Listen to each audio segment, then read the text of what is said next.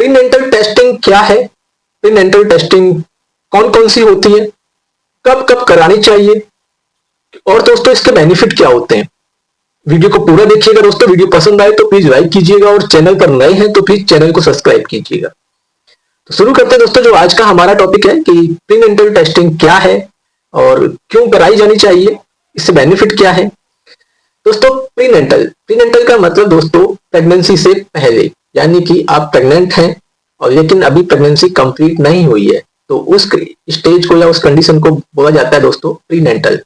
ठीक है दोस्तों, प्रेगनेंसी में महिलाओं को बहुत सारे कॉम्प्लिकेशन से गुजरना पड़ता है और बहुत सारी स्ट्रेस टेंशन की क्या होगा, बहुत सारे मतलब ऐसे रीजंस आते रहते हैं, ऐसी दिक्कतों का सामना करना पड़ता है। और साथ के साथ दोस्तों बहुत सारे डिफरेंट डिफरेंट टाइप की जांचें भी प्रेगनेंसी टाइम में कराई जाती। और दोस्तों वो अगर सीधा बात की जाए तो आजकल के टाइम के अकॉर्डिंग अगर देखें तो ये जांचें जरूरी भी हो चुकी हैं, कि कहीं ऐसा ना हो कि आपके आने वाले बच्चे के अंदर किसी तरह की कोई एबनॉर्मलिटी, कोई बर्थ डिसऑर्डर उसके अंदर आए। तो क्या है दोस्तों, वो अगर पहले से ही आपको पता चल जाए या उसका टाइम से डायग्नोस हो जाए, तो आपको जो भी डिसीजन लेना है, जो भी ट्रीटमेंट होना है, वो टाइम पे रहते हुए किया जा सके। तो आज मैं यहाँ पर वही डिस्कस करने वाला हूं दोस्तों कि कौन कौन सी ऐसी जांचें हैं, किस किस टाइम पर वो करानी चाहिए। दोस्तों प्रेगनेंसी का जो टाइम है सभी जानते हैं 9 मंथ होता है, यानी कि इसमें 3 ट्राइमेस्टर होते हैं, फर्स्ट सेकंड और थर्ड। जैसे कि प्रेगनेंसी 9 मंथ की है तो 3 मंथ के 3 ट्राइमेस्टर होते हैं। ज्यादातर दोस्तों आपने देखा होगा तो जब फर्स्ट ट्राइमेस्टर होता है जो 3 मंथ का, उसमें 2 टाइप की टेस्टिंग की जाती है सबसे ज्यादा। अगर एक रेडियोलॉजी टेस्ट की बात करें तो अल्ट्रासाउंड, जिसको एंटी स्कैन बोला जाता है, ठीक है, जो अप्रोक्स 9-10 वीक के आसपास डॉक्टर ज्यादातर कराते हैं। साथ ही दोस्तों दूसरा होता है ब्लड टेस्ट की बात करें तो डबल मार्कर टेस्ट, या जिसको ड्यूल मार्कर टेस्ट भी बोला जाता है। तो दोस्तों अल्ट्रासाउंड में उसकी जो न्यूक्लियर ट्रांसलेंसी है, यानी कि जो गर्दन के पीछे जो फ्लूइड होता है वो चेक किया जाता है। साथ ही दोस्तों जो ब्लड टेस्ट होता है डबल मार्कर टेस्ट, ये डाउन सिंड्रोम चेक करने के लिए कि कहीं बच्चे के अंदर जो भी एम्ब्रियो या जो फीटस है उसमें कोई डाउन सिंड्रोम की तो प्रॉब्लम नहीं है। साथ ही दोस्तों कुछ चीजें अपनी भी, जैसे कि फैमिली हिस्ट्री रही है, आपका बच्चा पहले है या दूसरा है, या पहले कभी ऐसा आपके साथ हुआ है, कभी मिसकैरेज हुआ है, तो उन सब चीजों को देखते हुए डॉक्टर ज्यादातर ये टेस्ट प्रिस्क्राइब करते हैं। और आज के टाइम तो आप देखते ही होंगे कि मैक्सिमम सभी डॉक्टर डबल मार्कर टेस्ट जरूर ही कराते हैं, क्योंकि दोस्तों अगर कुछ भी प्रॉब्लम है, कोई भी अगर डाउन सिंड्रोम या कुछ अदर प्रॉब्लम, तो जो पहले ही डायग्नोस हो जाए। क्योंकि दोस्तों जो डाउन सिंड्रोम होता है ये काफी खतरनाक प्रॉब्लम भी हो सकती है। साथ ही दोस्तों कभी क्या आपने एक टेस्ट और सुना होगा कि NIPS या NIPT या कभी कभी MBFD भी बोला जाता है। 3 नामों से ये टेस्ट एक ही होता है। ये NIPT बोल दीजिए चाहे MBFD, मतलब maternal blood for foetal DNA।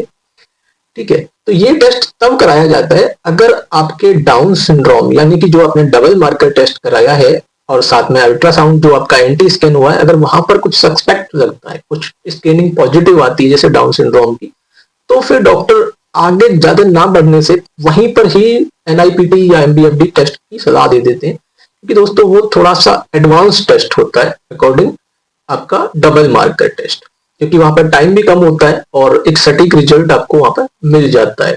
तो आपको जो भी आगे डॉक्टर को जैसा लगता है फिर वो देखते हैं।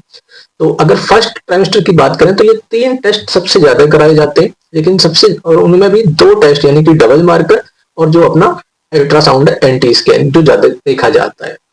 वहीं दोस्तों अब बात करें आगे जो अपना सेकंड ट्राइमेस्टर है, यानी कि आफ्टर 3 मंथ से लेकर 6 मंथ के बीच का जो टाइम होता है वो सेकंड ट्राइमेस्टर होता है। तो सेकंड ट्राइमेस्टर के अंदर सेम ऐसे ही रहता है जैसे अभी पीछे हमने बात की। यहाँ पे क्या होता है, जब एक 18-17 वीक्स के आसपास ज्यादातर डॉक्टर एंटी स्कैन देखते हैं। सॉरी, एंटी स्कैन तो फर्स्ट में था, यहाँ पर आ जाता है आपका लेवल 2 अल्ट्रासाउंड ज्यादातर देखने के लिए, क्योंकि लेवल 2 अल्ट्रासाउंड अप्रोक्स वही 18-20 वीक्स के आसपास ज्यादातर कराया जाता है। हो सकता है 1-2 हफ्ता आगे पीछे हो जाए। और यहाँ पर जो ब्लड टेस्ट की बात करते हैं तो दोस्तों यहाँ पर होता है ट्रिपल मार्कर या फिर दोस्तों क्वाड्रुपल मार्कर। ट्रिपल मार्कर आजकल थोड़ा सा डॉक्टर कम प्रिस्क्राइब करना चाहते हैं, सीधा वो क्वाड्रुपल मार्कर ही प्रिस्क्राइब करते हैं, क्योंकि दोस्तों ये क्वाड्रुपल मार्कर थोड़ा सा अकॉर्डिंग ट्रिपल मार्कर के मुकाबले थोड़ा अच्छा टेस्ट माना जाता है, क्योंकि यहाँ पे तो एक बायोमार्कर एक्स्ट्रा हो जाता है, इनहिबिन ए ऐड हो जाता है, और इसकी जो क्वालिटी है ट्रिपल से वो ज्यादा बेहतर मानी जाती है, तो इसलिए डॉक्टर फिर सीधा क्वाड्रुपल मार्कर ही कराते हैं। साथ ही अब बात करें दोस्तों, जैसे वहां पर हम डबल मार्कर में डाउन सिंड्रोम देख रहे हैं, सेम हम यहाँ भी डाउन सिंड्रोम देख रहे हैं। डाउन सिंड्रोम यहाँ पर हमारे 3 सिंड्रोम एक्स मतलब हो जाते हैं, Down syndrome, Edward syndrome, Patau syndrome, ठीक है।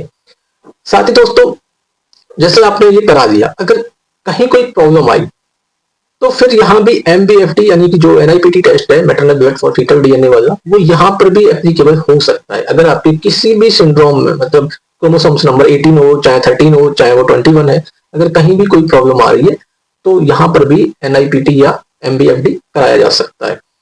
अब बात करें दोस्तों, साथ में ये जो क्वाड्रुपल मार्कर टेस्ट है, ये एक चीज और मतलब आपको डायग्नोज करने में हेल्प करता है, वो है दोस्तों न्यूरल ट्यूब डिफेक्ट।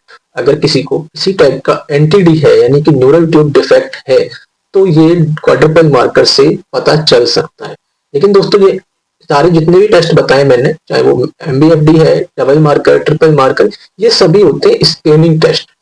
अब अगर यहाँ पर कुछ प्रॉब्लम आती है, अगर वो मान लो सपोज एक एग्जांपल की बात की जाए, तो जैसे या तो क्वाड्रुपल मार्कर कराया उसमें प्रॉब्लम आ गई, और फिर हमने MBFD करा दिया उसमें प्रॉब्लम आ गई, तो फिर डॉक्टर अगर चाहती हैं कि मुझे कंफर्मेटरी टेस्ट कराना है, तो दोस्तों कंफर्मेटरी के लिए फिर उन्हें एम्नियोसिंथेसिस पर जाना पड़ता है, यानी कि जो एक काफी एडवांस टेस्ट है एम्नियोसिंथेसिस।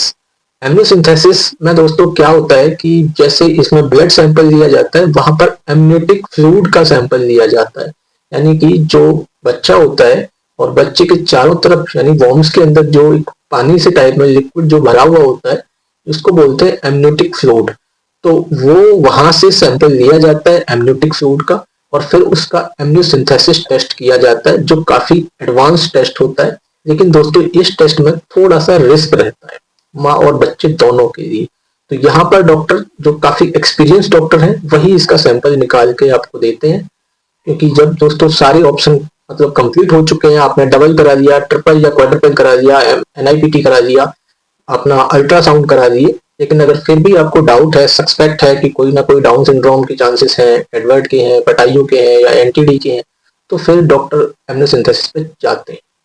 तो दोस्तों ये सारी टेस्टिंग होती है। वहीं दोस्तों अगर बात करें हम थर्ड ट्राइमेस्टर में, तो वहां पर ऐसा कोई मतलब प्रीनेटल टेस्टिंग के हिसाब से कोई टेस्ट होता नहीं है, सिर्फ वहां पर एक अल्ट्रासाउंड कराया जाता है।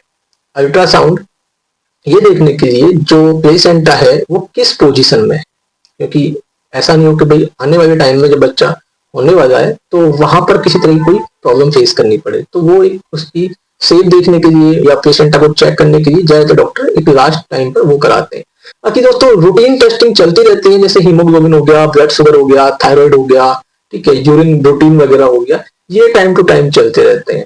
सेकंड आता है दोस्तों कि जैसे डॉक्टर को कई बार कोई सर्जरी के चांसेस लग रहे हैं, अगर नॉर्मल प्रेगनेंसी नहीं लग रही है कि नॉर्मल डिलीवरी हो पाएगी, तो वहां पर कई बार दोस्तों कुछ वायरल मार्कर टेस्टिंग भी की जा सकती है। जैसे एक प्रिकॉशनरी बात करें तो HIV हो गया, हेपेटाइटिस है, हेपेटाइटिस B है, हेपेटाइटिस C है, तो ये रूटीन टेस्ट कराए जा सकते हैं। लेकिन जो मेजर टेस्टिंग है वो दोस्तों यही होती है, double marker test, triple quadruple marker, NIPT, MBFD या दोस्तों एम्नियोसिंथेसिस। और भी दोस्तों प्रीक्लैम्सिया भी हो सकता है, वो बहुत डिटेल मतलब एक के बाद एक तो चलता रहेगा, लेकिन एक अगर सही सीक्वेंस देखें तो यही ज्यादातर देखा जाता है। तो दोस्तों जैसे मैंने पीछे भी अभी नाम लिया बार बार, डाउन सिंड्रोम, एडवर्ड, पटाइयो, थोड़ा सा इनके बारे में अगर मैं बात करूं तो जैसे कि आपको पता होगा कि हमारी बॉडी में ना क्रोमोसोम्स 23 पेयर्स होते हैं, सभी को पता है 46 क्रोमोसोम्स होते हैं। तो जो पेयर में क्रोमोसोम्स होते हैं ये नंबरिंग के हिसाब से होते हैं 1 2 3 4 इस तरह से। तो जो हमारा 21 नंबर पर जो क्रोमोसोम्स होता है, ठीक है, 21 नंबर पर, उसको बोलते हैं हम डाउन सिंड्रोम। यानी कि अगर वहां से उस क्रोमोसोम्स नंबर में अगर कोई या तो ट्राइसोमी है या मोनोसोमी है, यानी कि वहां पर कोई ना कोई प्रॉब्लम उस क्रोमोसोम्स नंबर में हुई है, या तो वहां से कुछ पार्ट टूट गया है, ठीक है, या वहां पर ऐड हो गया है, तो वो कंडीशन बोली जाती है डाउन सिंड्रोम। अगर टूटा वहां से यानी कि कम हो गया तो वो मोनोसोमी हो गया, और अगर वहां पे ऐड हुआ है तो यानी कि 2 क्रोमोसोम्स पे एक और एक्स्ट्रा लग गया तो वो 3 हो गए वहां पे, ठीक है। क्योंकि क्रोमोसोम्स एक्स शेप में रहता है तो वहां पे जैसे ऊपर 3 एरो हो गया, 3 डंडे टाइप में हो गए, तो वो हो गया ट्राइसोमी। तो भी प्रॉब्लम हो गई क्योंकि कहीं ना कहीं से वहां पे आके ऐड हुआ है। सेम आपका जैसे बात की मैंने एडवर्ड सिंड्रोम की, तो दोस्तों एडवर्ड सिंड्रोम जो होता है वो क्रोमोसोम्स नंबर 18 पर होगा, सेम कहानी।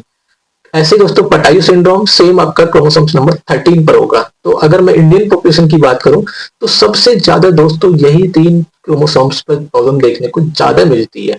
बाकी औरों पर भी मिल जाती है, लेकिन सबसे ज्यादा जो देखी जाती है वो यही होते हैं, डाउन सिंड्रोम, एडवर्ड सिंड्रोम, पटाई सिंड्रोम। दोस्तों वीडियो काफी लंबा हो चुका है, क्योंकि ये टॉपिक तो इतना लंबा है कि ये खत्म ही नहीं हो सकता।